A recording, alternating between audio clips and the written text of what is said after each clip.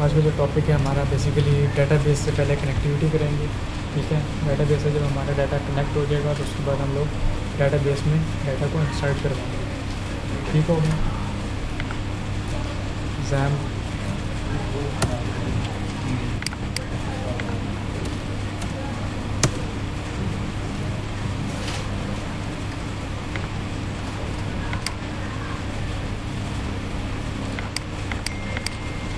Apache और MySQL, इनके MySQL आपके डाटाबेस को मैंने क्या कर लिया, स्टार्ट कर लिया।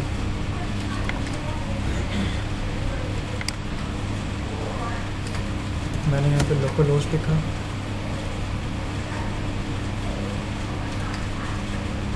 PHP माई हो गया। यहाँ पर हमारे पास सारी की सारी डेटाबेसेस क्रिएट होती हैं। अभी हम लोग एक डेटाबेस बनाएंगे, ये उसका नाम देंगे। उस डेटाबेस के अंदर हम लोग एक टेबल को डिफ़ाइन करेंगे। न्यू पे मैंने क्लिक किया, यहाँ पे डेटाबेस का नाम दे दूँगा। मैं डेटाबेस का नाम नाइकन दे देता हूँ, क्रिएट कर लेता हूँ। डेटाबेस मेरे पास क्या हो गई है, क्रिएट हो गई है। कहाँ पे आई होगी, ये रही नाइकन के नाम से। ठीक है, अब वो मुझसे पूछ रहा है कि इसके अंदर टेबल, क्योंकि जो डाटा है वो बेसिकली किस में जाता है, डेटाबेस में टेबल्स के अंदर जाता है। तो वो कैसे होगा, हमारे पास डेटाबेस के टेबल का नाम रख देते हैं हम लोग TBL_ स्टूडेंट कर देते हैं। ठीक है, इसमें कितने कॉलम डालने में कहता हूँ, एक उसका आईडी हो जाए, एक उसका नेम हो जाए, एक उसका फर्स्ट नेम हो जाए, लास्ट नेम हो जाए, और उसके फादर नेम हो जाए, और बस ये कर देते हैं। तो कैसे होगा, मैंने 5 कॉलम डाल दिए किसके अंदर, टेबल में उसका सबसे पहले मैं आईडी देता हूँ। उसको क्या देता हूँ, आईडी दिया। आईडी की डाटा टाइप मैंने रखी है इंटीजर, ये तुम्हें पता है इंटीजर।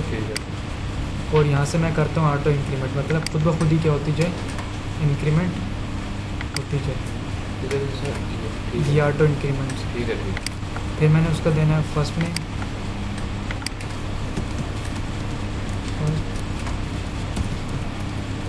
नेम, इसकी डेटा टाइप मैं रखता हूँ var4। ठीक है, इसकी मैं लेंथ दे देता हूँ 20 दे देता हूँ, 50। ज़ाहिर सी बात है किसी का नाम 50 कैरेक्टर से ज़्यादा बड़ा नहीं हो सकता, बाकी एज इट इज़ रहेगा। फिर मैं यहाँ पे कर देता हूँ लास्ट नेम, इसकी डेटा टाइप मैं रख देता हूँ var4 और उसका कैरेक्टर दे देता हूँ 50। फिर यहाँ पे मैं उसका ईमेल दे देता हूँ, उसकी भी डेटा टाइप मैं var4 रख के 50 कर देता हूँ। और यहाँ पे उसका मैं कर देता हूँ क्वालिफ़िकेशन कर देता हूँ। ठीक है, क्वालिफ़िकेशन कर दिया, उसको भी मैंने var4 रख दिया। एट्रीब्यूट ले लिए बेसिकली आप। यहाँ से मैं इसको क्या करता हूँ, सेव करता हूँ। तो मेरा डेटाबेस में क्या हो गया, आपका टेबल क्रिएट होगा। ID, first name, last name, email, qualification, इसकी डेटा टाइप जो आपने रखी है। ठीक है, इसको ऑटो इंक्रीमेंट किया। यहाँ तक बात क्लियर है। ठीक सर, ऑटो इंक्रीमेंट खाली आईडी को हम देंगे नहीं, खुद ब खुद ही इंक्रीज़ होता रहेगा, 1 फिर 2 फिर 3।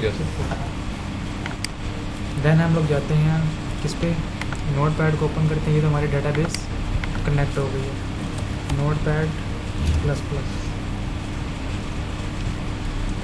ठीक है, सबसे पहले मैं htdoc में जाके एक नया फ़ोल्डर क्रिएट कर लेता हूँ।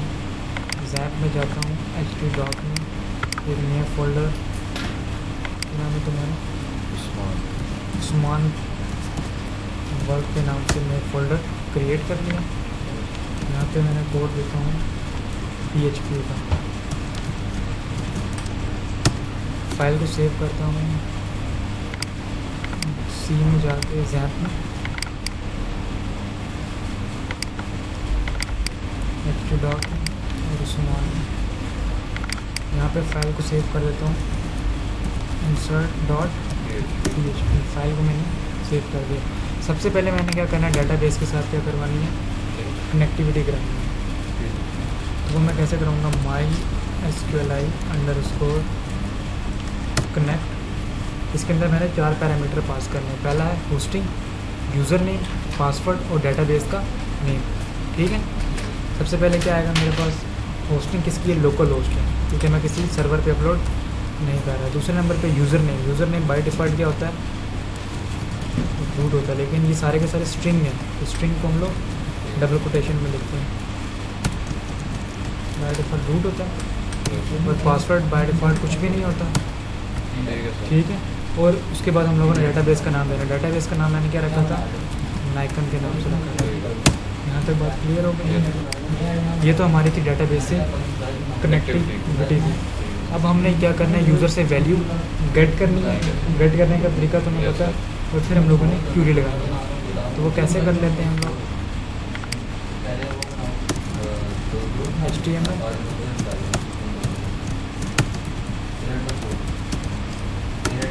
HTML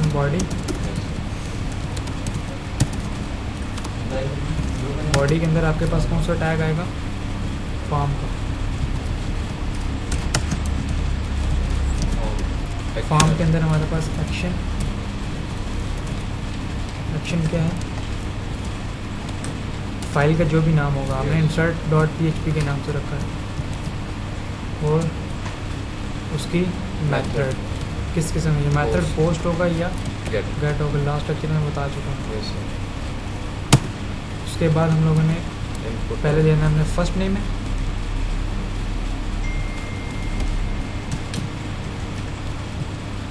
input type is equal to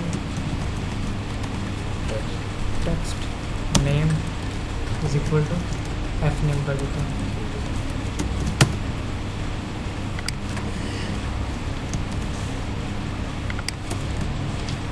clear है यहाँ पे। फिर मुझे क्या चाहिए उसमें, न्यू लाइन चाहिए।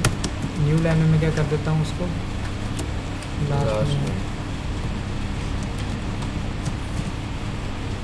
इसी को ऊपर वाले को मैं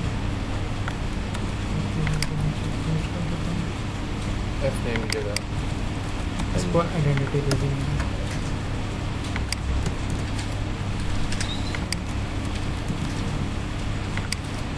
वीआर का टैग न्यू लाइन के लिए होता है, ठीक है।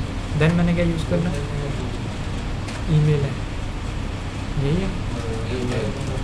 ईमेल के बाद उसका क्या है हमारे पास, क्वालिफिकेशन।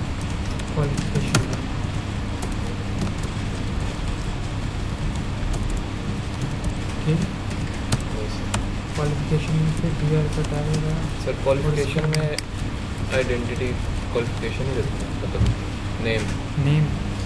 नेम तो चेंज करना उसकी आइडेंटिटी।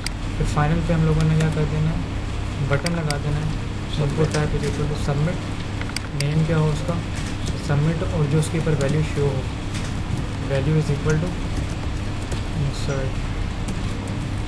सर ये वैल्यू वाला एक बार बता दें, मतलब इसमें थोड़ी सी है, मतलब ये वैल्यू जो शो हो रहा हो वहाँ पे, तो दिखा देता हूँ करके।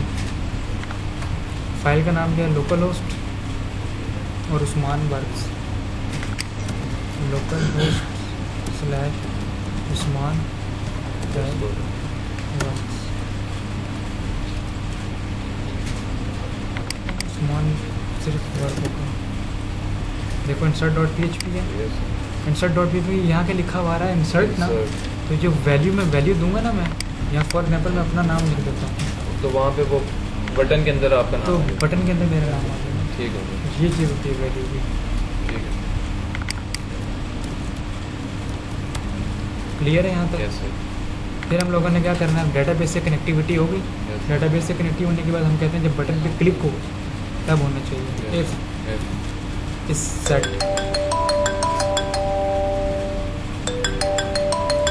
सेट अगर बनती है तो आप बनती तो आएंगी या तो उसकी $_ पोस्ट, इफ इस सेट $_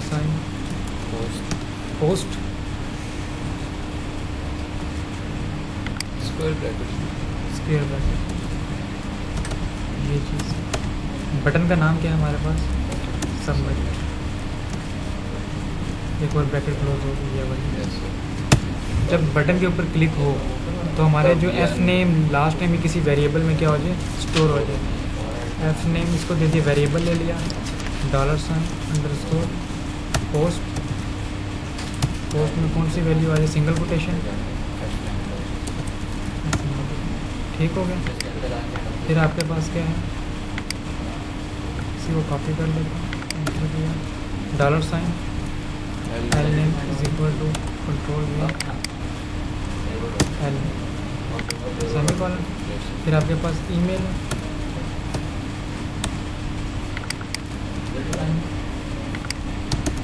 फिर $, आपके पास कोई वेरिएबल कौन सा ले लेते हैं, क्वालिफिकेशन के नाम से, ठीक है। इसके अंदर भी हम लोग क्या कर लेते हैं, क्वालिफिकेशन। फाइल को मैंने क्या कर दिया, सेव कर दिया। सेव करने के बाद अब मैंने क्या करना है, क्यूरी लगानी है इसकी इंसर्ट की। उसको भी मैं किसी वेरिएबल में पहले स्टोर करता हूँ और क्यूरी लगाऊंगा कैसे, इंसर्ट, क्या लिखूँगा, इंसर्ट इनटू, टेबल का नाम क्या रखा था हमने, TBL_student, स्टूडेंट। फिर हमने ब्रैकेट लगानी है, कौन कौन से एट्रीब्यूट थे, फर्स्ट नेम था जो एज इट इज़ होगा, फर्स्ट अंडरस्कोर नेम था, कॉमा, लास्ट अंडरस्कोर सर जो यहाँ पे नेम आएंगे वो जो एग्जैक्ट वैसे होने चाहिए। ठीक है सर। फिर आपका ईमेल, फिर आपका क्या था, क्वालिफिकेशन, ठीक है। Yes sir. फिर आपने इसको वैल्यूज़ देनी है, क्या देनी है, वैल्यूज़ कहाँ से जाएंगे इसको, single quotation, variable sir, variable से, $, एफ नेम, कॉमा, फिर कॉमा, फिर सिंगल कोटेशन, $, एल नेम, फिर कॉमा, फिर सिंगल कोटेशन, फिर $,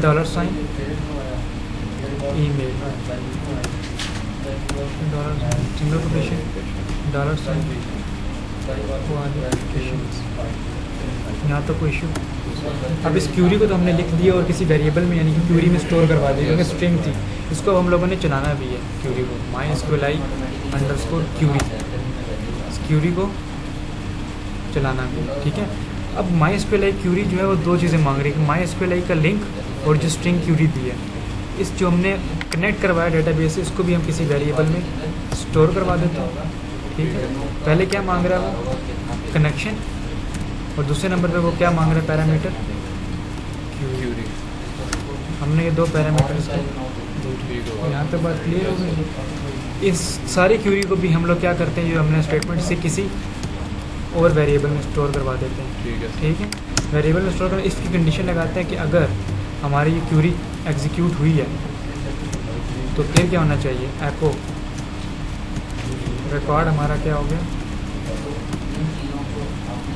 इंसर्ट हो गया। अदरवाइज क्या मैसेज शो हो जाए, एको बेसिकली प्रिंट के लिए होता है, ठीक है। फिर फाइल को सेव किया, एक दफ़ा देख लें हम डाटाबेस के जो टेबल का नाम है वो सेम रखा है,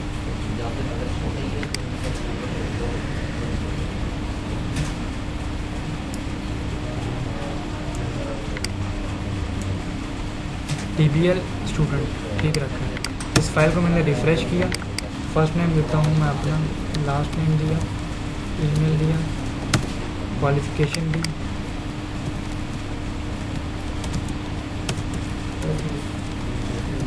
ठीक है। यहाँ से इंसर्ट कर दिया, आपका डाटा क्या हो गया, रिकॉर्ड इंसर्ट हो गया। इसको देखने के लिए मैं कहाँ पे जाता हूँ, TBL स्टूडेंट्स पे क्लिक करता हूँ, तो यहाँ पे मेरा डाटा आ गया। आईडी तो ऑटो जनरेट हुई है, name, last name, email, qualification, ये आपका डाटा क्या हो गया, बेसिकली इंसर्ट हो गया।